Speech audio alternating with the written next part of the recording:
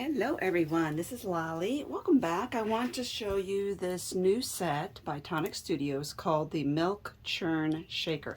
Now this is how I received it, because when I am given materials like I was given this, a lot of times the dies and the stamps, etc., are created, but yet they don't yet have the packaging all made. So then yours, when it comes, will be pretty, but just so you know.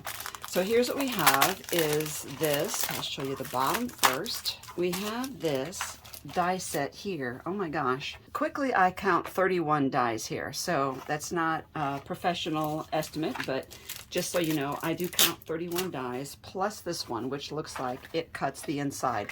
So I see this is 2 layers here, which really helps you to make shakers. And there's this. This says flower market. This says plants. This says love. It says this way. We've got flowers. We've got leaves and stems and 2 pumpkins here. I love that sign. And we have a bow.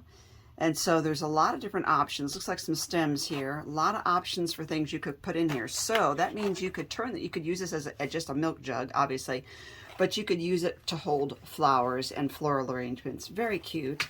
And then this can cut out the center. This obviously, these are for labels that would go right over the front of the jar. And it also comes, see, mine came with 2 of these. I don't know how many of these shaker domes would be in your kit when you get it. And mine only came with 2. But sometimes it's because in the early production stages, they don't have enough of these for every one of us to get more than 2. You will notice that there is a flat part here for the label, which looks like it fits this right there. Pretty cute. So you could put that on top or underneath, I would imagine. And then we have a series of stamps. So I'm going to turn this over. Excuse the dirty packaging. Oh, I think this is beautiful. Isn't that pretty? Let me get closer here. Another label, it says the garden is my happy place. There's just a set of florals. Little garden, I love this cow. It says milk. Flowers, garden, home, dairy, hearts, and this set of decorative piece right there. So this is the set, and let's get creating. I have pre-cut some materials. This is 5 by 7. And I want not bright white paper, so I got recycled cardstock because it has more of a muted intensity, which is what I'm looking for the farm look here. So this is 5 by 7. This is 5 1/4 by 7 1/4, and that's black. And then I have cut out with my dies some leaves. I'm not sure if I'm going to use this heart. I did 2 of those, and some of the foliage in orange, pumpkin orange, gold, and the dark green. And I have used the sunflower or the flower die, and I did this 3 times. That set, this is what it looks like.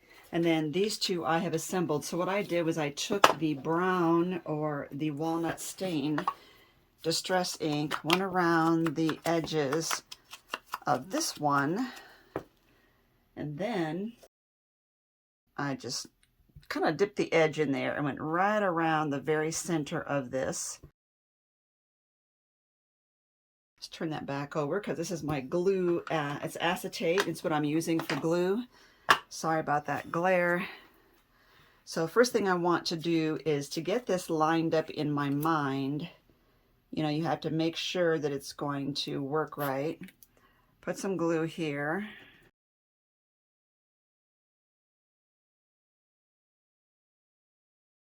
And put that down.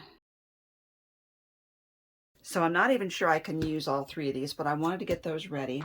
The other thing I did was I took the die for the actual milk churn, and instead of cutting it out on cardstock, I used craft foam. So if you're familiar with foam sheets, okay. So this dies cut foam very well, and it gives you a nice chunky look. I love the look. Okay, so, and then I use the debossing die. There are 2 of them in there, and this is the one I used. And then I took the stamp from the set, this one, and you can actually stamp on it with Nuvo ink. So I used the Black Shadow Hybrid ink, but then to make sure it didn't smudge, I sprayed it with a matte fixative sealant, which you can get from any art or craft supply store. Now I want to assemble all of this. Oh, I also cut the large border out because I like that it gives it just a little bit of shadow, and I'm using some gray here. I like that it gives it a little bit of shadow. I think that really works well for me. What I'm going to do to give this some kind of worn wood look or shiplap look, I'm going to put that in my Caterpillar crease, whatever scoreboard you have. And let's see, I want my lines to go this way, so I'm going to turn it. And basically I'm doing is I'm scoring across here and not at regular intervals. So I might start at the half, and then I might do a 1/4 inch away from that one. And then I might do 3/4 inch away and another, let's do an 1/8. I'm making them very irregular. So now I'm not even counting. I'm just saying, oh, let's do far away, close, etc. So then I have the black soot distress ink as well. And what I've done is I've taken my sponge and I've gotten like any excess off of it. I flipped this over so that the ridges are up. And I'm holding this flat and I'm just kind of going over just to highlight those raised or mountainous areas that I just scored without really making the card too dirty looking. I'm being very, this is light-handed. And when I re-ink, I'm just touching it. See, I'm just kind of laying it on there. I'm not really pouncing it in there. Then I'm going to really distress the edges. And I did notice that if you get too much ink here, you can quickly kind of go over it with one of these erasers. All right, now let's get this mounted. And I'm going to lay out all of my little pieces here so I can see what I have. Now I was thinking when I cut these out, they say love. I was going to double these up and put a little jump ring in there and put a ring or string around the jar, but then I realized that I wanted to stamp on the jar, so I'm not sure I'm actually going to have room to hang this. See, it would be over the image here, so I'm not really sure I want to do that. Okay, so let's get this adhered to this. I think it'll be easier to do that now as opposed to later.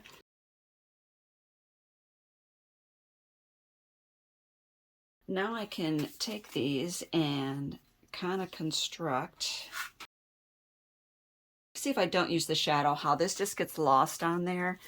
And I think putting the shadow behind it really helps. So I'm going to go ahead and do that now. I can use, if I'm going to try this on the foam and if it doesn't work and pops up, I can always go back and use something like gem tack glue. I love that this really makes that more pronounced for us. Well, there we go. See, that really brings that out in my thinking.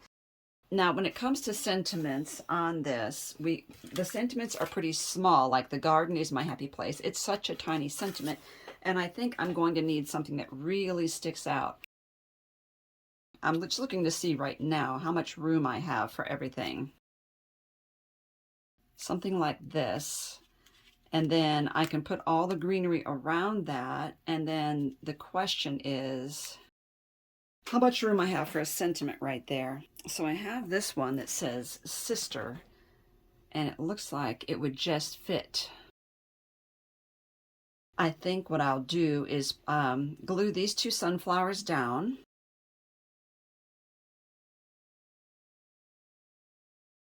Now, do I want to lift this up? It says already has dimension because of the thickness of the foam. So I think I'm okay not lifting that up from the card, you know, not putting this on foam tape. Another thing about craft foam is that you don't need to throw your scraps away. I'm gonna move this over to the left a little bit. You don't need to throw your scraps away on this because if you have little teeny pieces left, you can use those instead of foam tape on your projects. Now this one, I want this to be elevated. So what I'm going to need to do is probably use 2 layers of the foam squares, because I don't think 1 layer is going to be enough. Let's see how that works. Yes, that is actually perfect.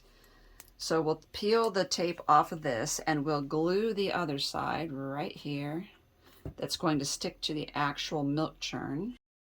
Pop that down right there. So that's what we have. But now I want to put in some of the greenery, and these edges are not really stuck really well. So what I can do is actually put these underneath there.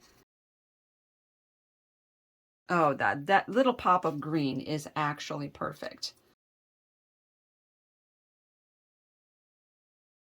Now the leaf is also doubled. It's the veins and the background are separate pieces. Okay, so let's get this glary thing back here and see what we have as far as adding. What I want to do is basically make a spray coming off of here. I know I'm not going to need all of this. What I'm thinking is this big orange one. And this green and some gold. I have 2 kinds of gold here. I have the really skinny gold, which I think I'll bring that up here. Then I have the fatter gold. Oh, very cute. I really like the accent of the gold. So what I'm going to do is add another gold. That little tiny pop of orange in there is really great as well. But you can always add more by even cutting these down and making a little shorter like this. Stick that down in there. Very cute. I think those colors are just perfect. So the other thing I want to do is add something to the center of the sunflowers. So I have this, which is the Golden Sunset Glitter Drops from Tonic.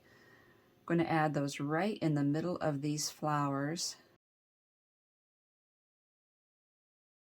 While that is setting up, I'm going to get my die cut here and see how that is going to play into my project. And I think that I need something very bold with this. So I did one in orange, and I did another one in the same yellow as the sunflowers. It's one of my it's the mustard colored cardstock, and it's one of my favorite.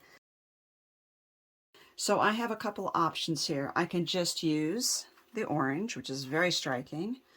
I could just use the yellow, which to me fades away. You know, because of all this, I think I need this right there. The other option I could do is maybe fussy cut this flower, put that on top, or I could offset these just a little bit to give dimension, which I think that's what I'm going to do. I'm going to offset those a tiny bit. I'm going to put the orange on top though.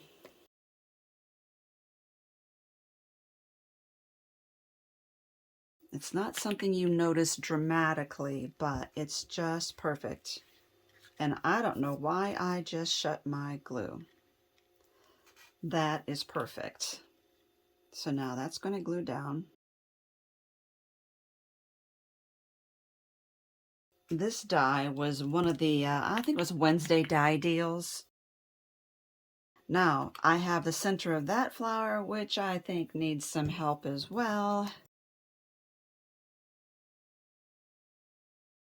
Okay, you can also do, I could do several dots to make it more like a sunflower. So that is the card we have just made with that. Now I want to show you what else I've made with this set. Now, the first thing I did was a shaker using the dome. So what you do, when you cut out your piece, you run it through your die cutting machine, you go back and you cut this part out as well for the front. And that makes, see how I did that on the silver? It makes a window that holds the bubble here, the shaker dome, or as they say, blister in the UK. But that also, this little frame around the outside is actually smaller than this. So after you attach it, you need to trim off the extra plastic around, then peel it and put it down on your bottom piece.